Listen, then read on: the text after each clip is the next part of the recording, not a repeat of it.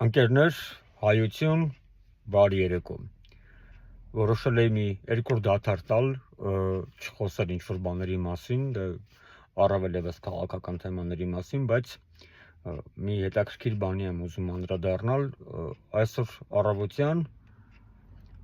Նարեկը Կարապետյան, Ուժեղ Հայաստան կուսակցության քաղխորհրդի անդամ, մի հետաքրքիր պոստեր արել, որ Ուժեղ Հայաստանում համաներում լինելու է։ Ինքը իրականում շատ նուրբ թեմա է։ Անցած 8 տարիների ընթացքում Նիկոլենց իշխանությունները չկիրառեցին համաներում ասվածը, ինչին որ մենք սլենգով ասում ենք կոմունիստիա, ինչը որ սոցիալական եւ շատ լիքը հարցեր է լուծում շատ տարբեր սեգմենտների համար։ Առավել ևս, որ վերջին մի քանի տարիների ընթացքում օգտագործվում է նաև այն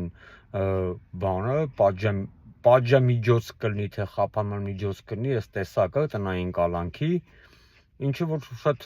լուրջ խնդիր է շատ տարբեր մարդկանց համար։ Ստացվում է, որ Հայաստանի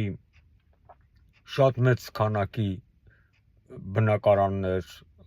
սեփական տներ, մասնավոր տներ դարձել են տնային կալանքի զոնա, այսինքն մարդկանց պահում են հիմնականում տնային կալանքի տակ, շատ քիչ դեպքերում են օգտագործում